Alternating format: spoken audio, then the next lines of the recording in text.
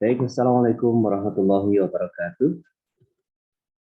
Selamat pagi, salam sejahtera untuk kita semuanya. Yang saya hormati Bapak Dr. Wajir Menhum dan teman-teman semuanya yang berbahagia. Pada kesempatan kali ini saya akan menyajikan hasil pembacaan dari 3 buah RPP dan buku pembelajaran yang telah disajikan oleh para mahasiswa PPG dan Jabatan di Universitas Negeri Semarang yang sudah saya coba perhatikan dan saya simak dengan seksama. Dan selanjutnya saya menemukan beberapa hal yang perlu menjadi catatan, masukan dari RPP dan video pelajaran yang sudah disajikan. Yang pertama saya akan memulai dari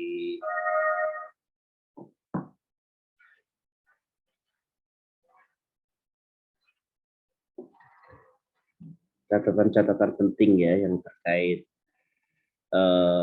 pelaksanaan pembelajaran, tetapi saya ingin mengulas dulu terkait beberapa hal di RPP-nya dulu. Jadi sebelum masuk ke dalam pelaksanaannya, mungkin di RPP itu ada beberapa hal yang saya coba bisa rangkum secara umum, ini baik punyanya Bu Evita Sari, Bu Mas Aditya Prasetyo, dan juga milik dari Mas Bayu Andika. Jadi ada 3 RPP dan 3 video ya dari ketiga nama-nama tadi. Yang pertama terkait RPP. Secara umum bahwa ketiganya sudah mencoba menyusun yang pertama terkait identitas sekolah sudah disusun dengan lengkap ya, disusun dengan lengkap dari awal sampai akhir, sehingga dari situ tampak bahwa struktur dari RPP mereka sudah sangat jelas ya. Mereka akan mengajar di mana, apa, jamnya berapa, semester berapa, materinya apa, bisa disajikan dengan lengkap, detail oleh ketiganya. Kemudian yang kedua, terkait KI, KD pun juga disusun runtut dan operasional, ya, artinya jelas apa yang ingin dicapai di dalam proses pembelajaran tersebut. Demikian juga pada sisi KD dan indikator pencapaian kompetensi ya. Itulah kemudian juga kompetensi dasarnya jelas, namun kita melihat di indikatornya masih ada 1-2 kalimat yang saya rasa kurang operasional. Kurang operasional itu belum spesifik menunjukkan hasil belajar yang ingin dicapai itu apa yang menjadi indikator bahwa pembelajarannya itu tercapai atau tidak tercapai. Ya, baru masih sifatnya masih teoritis. Ya, sehingga kemudian di indikator pencapaian kompetensi mungkin ini yang perlu dipertegas bahasanya itu siswa itu bisa apa, nah gitu. Jadi yang sudah ada baik dari punyanya Mbak Bu Evita Sari, punyanya Pak Bayu Andika itu sebagian sudah cukup operasional, tapi masih ada 1-2 poin yang tertinggal yang situ belum jelas menunjukkan murid atau siswa itu bisa apa gitu. Bisa nulis deskripsi kah? Kalau itu kan ada bisa nulis eksposisi, nulis berita. Gitu. Nah itu pada sisi apanya itu belum ditunjukkan. Ini di indikator pencapaian kompetensi. Tujuan pembelajaran secara umum juga sudah operasional. Artinya apa yang ingin dicapai dalam pembelajaran itu sudah ditampakkan berdasarkan dari tadi dan indikator pencapaian kompetensinya sudah tampak. Sehingga di sini sudah cukup bagus ya, terkait tujuan pembelajarannya. Kemudian pada materi pembelajaran ya, di pada materinya, nah mungkin nanti perlu dikembangkan lagi karena di ketiga RPP ini hanya mencantumkan misalnya buku paket sekaligus internet misalnya, ya sumber belajarnya hanya itu, sehingga kemudian dalam hal ini terkait sumber belajar nanti pertama materinya ya, materinya dulu diperjelas apa yang akan dipelajari dan sumbernya. Sumber belajar ini tolong juga bisa dikuatkan lagi karena apa? Sumber belajar itu kan menunjukkan seberapa luas cakrawala seorang guru di dalam menggunakan alat bantu yaitu sumber belajar. Ketika sumber belajarnya misalnya hanya internet dan buku paket, tentu menunjukkan bahwa sang guru ini pembacaannya masih belum begitu banyak. Sehingga di sumber belajar ini mungkin akan jauh lebih bagus ketika juga dicantumkan buku referensi bacaan lainnya sebagai pendukung dari sumber belajar ini. Begitu juga dengan media pembelajaran yang mungkin masih banyak atau ketiganya tentu hanya menggunakan LCD, laptop. Seolah-olah media pembelajaran itu hanya itu saja. Padahal pada praktiknya proses pembelajaran itu tentu variatif ya, beraneka ragam bentuknya. Nah, yang tidak kalah lagi yang paling penting adalah ketika memang media pembelajarannya hanya itu, maka yang dipastikan jangan sampai hanya memindahkan tulisan ke dalam bentuk salin dia atau kemudian dalam bentuk video yang kemudian pindah di dalam LCD atau lewat laptop tadi. Nah, namanya hanya memindahkan alat saja, memindahkan media pembelajaran saja. Oke ya, jadi ini terkait tadi sumber belajar, media, sekaligus metode pembelajarannya. Kalau metode pembelajaran relatif sudah variatif ya, metodenya berbeda-beda dan juga punya keunikannya masing-masing menyesuaikan dengan materi pembelajarannya. Nah, berikutnya terkait langkah-langkah pembelajaran. Langkah-langkah pembelajaran yang telah disusun dari ketiganya ini sebenarnya secara umum sudah bagus gitu, mulai dari pendahuluan, inti, kemudian penutup dan penilaian. Langkah-langkahnya itu tadi ya, tanpa ada langkah tiga langkah itu kan mulai dari pendahuluan, inti, kemudian penutup. Disusun sudah runtut masing-masing bagian pendahuluan itu ngapain saja, intinya juga apa saja, kemudian penutupnya apa, itu sudah disajikan dengan cukup bagus. Hanya saja memang di poin-poin itu masih ada yang terlewat ya. Yang terlewat itu ada yang seharusnya muncul tapi tidak dimunculkan, ya kan? Jadi misalnya di pendahuluan itu guru melakukan presensi ya, melakukan presensi siswa misalnya, mengecek kehadiran siswa. Itu harusnya ada, tetapi di runtutan pendahuluan itu tidak muncul. Namun pada pelaksanaan video pembelajarannya ada gitu. Nah, yang nggak begini kan ada hal yang harusnya ada tapi kemudian belum muncul. Ini salah satu contoh saja. Demikian juga dalam proses inti pembelajarannya. Di inti pembelajaran itu ada poin-poin yang justru krusial, penting, tapi tidak muncul di RPP, pun juga tidak muncul di video. Berarti ada yang terlewat di situ. Misalnya apa? Harusnya guru memberikan penilaian, memberikan tugas, tetapi di RPP tidak muncul, di video juga tidak muncul. Nah, itu contoh ada yang penting, harus, tapi kemudian tidak muncul di kedua-duanya. Oke, itu ya, di penutup.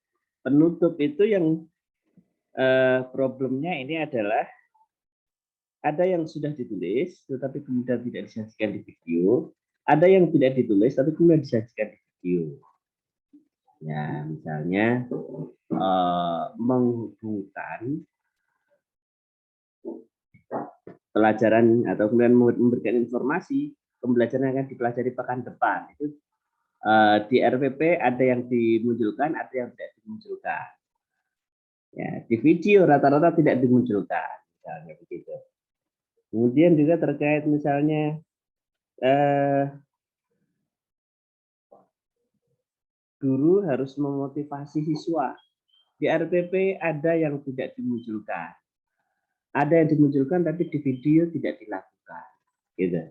Jadi ini juga catatan penting terkait langkah-langkah pembelajarannya, sehingga dari sini dari proses kegiatan pembelajaran, kegiatan utama dari pembelajaran itu secara umum sudah bagus, hanya ada hal-hal yang tertinggal, ada yang tertinggal itu hal yang sebenarnya juga biasa saja, karena tidak muncul pun juga masih bisa dimaklumi, tetapi ada juga yang justru sangat penting, tapi kemudian belum muncul di RPP-nya. Nah, berikutnya terkait penilaian proses dan hasil belajar. Nah, kalau saya perhatikan atau saya lihat dari ketiganya dalam proses penilaian ini kan, ketiga-tiganya sudah mencoba menyajikan bagaimana melakukan penilaian secara lengkap ya, mulai dari penilaian sikap, kemudian juga pada penilaian pada sisi-sisi yang lainnya, ini sudah lengkap. Kemudian instrumen yang dibuat juga sudah terstruktur ya, artinya sudah terstruktur itu sesuai dengan capaian yang ingin diperoleh dari yang ada itu tadi. Nah, ini yang kemudian menjadi sangat penting untuk diperhatikan instrumen-instrumennya terkait apa yang mau dinilai, teknik penilaiannya bagaimana, bentuk instrumennya apa, ini sudah dilampirkan dan sudah cukup membantu, termasuk juga terkait pedoman-pedoman pengerjaannya ya, pedoman-pedoman pengerjaan yang instruksi yang diberikan untuk siswa, kemudian juga bagi guru di dalam menilai. Nah, itu sudah disajikan dengan baik dan termasuk scoringnya pun juga sudah dicantumkan, sehingga pedoman persikoran, rubrik penilaian yang disiapkan semuanya sudah cukup memadai dan bisa dijadikan sarana untuk melakukan evaluasi bagi siswa dalam proses pembelajaran. Baik, Bapak Ibu dan teman-teman semuanya, ini tadi beberapa catatan terkait RPP secara umum. Adapun terkait video pembelajaran, saya coba sajikan satu persatu agar lebih mudah kita memahaminya. Baik, saya mencoba menemukan 3 titik kekurangan ya yang bisa saya nilai dari video yang disajikan saya. Yang pertama dari videonya Bu Evita Sari. Yang pertama terkait pendahuluan. Jadi Bu Evita Sari ini dalam proses pendahuluan ini utamanya dalam persepsi itu masih hanya menyinggung materi sebelumnya, menanyakan saja kemarin kita sudah belajar apa, gitu. Tapi kemudian beliau tidak mencoba memastikan materinya kemarin apa, yang dipahami itu yang mana, yang belum dipahami yang mana. Jadi tidak mencoba mengulik lagi apa yang kemarin sudah dipelajari, apa yang sudah dipahami dan belum. Ketika kemudian sudah ditanyakan begitu, kemudian siswa menjawab, oh kemarin belajar tentang ini. Ya hanya sampai di situ, tapi tidak mencoba dihubungkan, dikaitkan dengan hari ini kita akan belajar apa, kaitannya di mana. Nah ini yang belum muncul di situ. Nah ini yang saya pikir menjadi sangat penting. Kemudian juga terkait di pendahuluan ini, Bu Evita Sari ini langsung menyajikan materi untuk memberikan gambaran awal materi yang di RPP itu bunyinya berupa bacaan, gitu. Tapi pada pembelajaran itu dalam bentuk video. Nah ini kan juga ada hal yang tidak sinkron, yang benar-benar nanti disesuaikan ya. Kalau di RPP bunyinya bacaan, ya di sini artinya di pembelajaran harus bacaan juga, gitu, sehingga akhirnya seimbang atau sinkron antara RPP dan video pembelajaran. Nah kemudian yang kedua, pada sisi kegiatan inti. Kegiatan inti ini siswa akan diminta ini membuat kelompok ya. Nah, ketika mereka sudah presentasi perwakilan kelompok satu persatu, nah cuma di sini siswa tampak kurang aktif atau kemudian pasif, sehingga kemudian tidak ada ruang untuk kemudian menanggapi dari temannya itu. Ya, ada satu kelompok yang mencoba menanggapi itu pun karena pada satu kelompok yang lain juga, gitu. Tapi tidak semuanya kemudian ketika maju langsung ditanggapi, dianalisis, dan kemudian diberikan pertanyaan. Ketika ada satu kelompok yang mencoba menanggapi, ini pun hanya mengomentari cara presentasinya. Misalnya materinya sudah sesuai, penyajiannya bagus, tidak grogi, hanya itu saja. Artinya tidak pada apa yang disajikan itu, artinya hasil kerja kelompok itu apa tidak dibahas. Nah, ini menjadi sangat penting untuk diperhatikan. Kemudian pada poin yang ketiga yaitu penutupan. Pada sisi penutupan ini, satu, harus di RPP guru harusnya memberikan soal teks eksplanasi, tapi praktiknya tidak. Jadi langsung doa, salam penutup, dan permohonan maaf. Sudah begitu, tidak memberikan informasi, besok kita akan belajar apa. Ya, guru tidak memberikan semangat atau motivasi, tidak. Nah, ini juga menjadi sangat penting ya. Jadi guru tidak memberikan spirit penguatan dasarnya ya. Jadi 3 poin ini hilang di dalam proses penutupan. Nah, ini yang Bu Evitasari, tentu ini menjadi sangat sayang sebenarnya, tetapi itu yang terjadi pada videonya Bu Evitasari. Dengan begitu juga dengan videonya Mas Aditya Prasetyo ini, kurang lebih juga begitu. Ya, jadi videonya Mas Aditya Prasetyo ini persepsi juga sama tadi dengan yang Bu Evitasari. Kegiatan intinya juga sama, cuma di sini dalam proses refleksi ya, membuat kesimpulan, yang buat kesimpulan refleksi ya gurunya, bukan siswanya. Ya gurunya dominan membuat refleksi atau simpulan sendiri, siswa hanya menyimak. Pada saat penutupan, 2 hal yang hilang yaitu adalah tidak memberikan informasi kegiatan berikutnya dan juga tidak memberikan penguatan materi kepada siswa. Jadi yang mirip dengan yang sebelumnya, cuma ini lebih berkurang ya. Terakhir ini adalah punyanya Pak Bayu Andika ya. Bayu Andika. Sebelumnya Pak Aditya, ini Pak Bayu Andika. Oke, jadi Pak Bayu Andika ini prosesnya belajarannya cukup bagus ya. Lagi-lagi problemnya bersama ini. Jadi pada persepsinya juga sama gitu. Kemudian tidak mengaitkan dengan materi yang akan diajarkan, tidak ngecek mereka sudah paham atau belum gitu. Sama kasusnya. Kemudian kegiatan inti sama-sama dibuat kelompok juga semuanya tadi ya di ketiganya ini. Dan sisi plusnya kalau yang punya Pak Bayu ini, masing-masing kelompok saling menanggapi. Cuma lagi-lagi yang ditanggapi hanya sebatas cara presentasinya, bukan isi presentasinya. Isi presentasinya dikomentari bagus, sesuai gitu.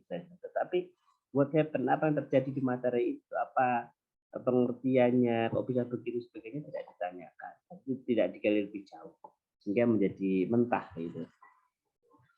Nah, pada sisi penutupan ini sama dengan yang punya Bu Evitasari tadi.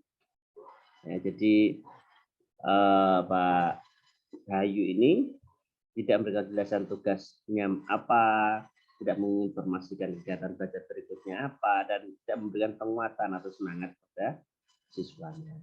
Nah, Bapak Ibu dan teman-teman semuanya, jadi secara umum ketika video pembelajaran ini mereka sudah menyajikan secara maksimal versi mereka masing-masing, namun teman saya pada 3 poin sisi kekurangan yang masih perlu dikuatkan ada pada sisi tadi, pada sisi pendahuluan, pada sisi persepsinya, pada sisi kegiatan inti adalah pada bagaimana kemudian mereka menyajikan dan saling menanggapinya, dan dominasi guru masih sangat dominan dalam proses kegiatan inti ini.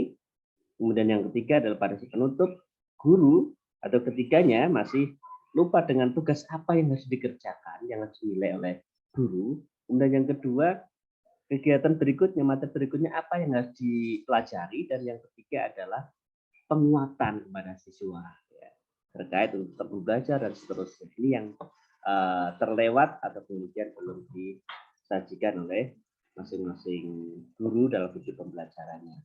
Adapun penutup sebagai masukan terakhir atau kemudian catatan umumnya adalah dalam penyajian ini ketiga guru, yang pertama intonasinya tampak kurang tegas, wibawanya masih kurang, kemudian gesturnya terlalu cepat dan rutin gitu. Jadi misalnya gerakan tubuhnya itu maju mundurnya kanan kirinya itu terlalu sering dan cepat gitu. Tidak ada jeda misalnya berdiri pada satu titik berapa menit baru pindah gitu. Tapi kemudian gerakannya terlalu cepat sehingga membuat orang cepat lelah gitu melihatnya karena pergerakannya yang terlalu cepat tadi.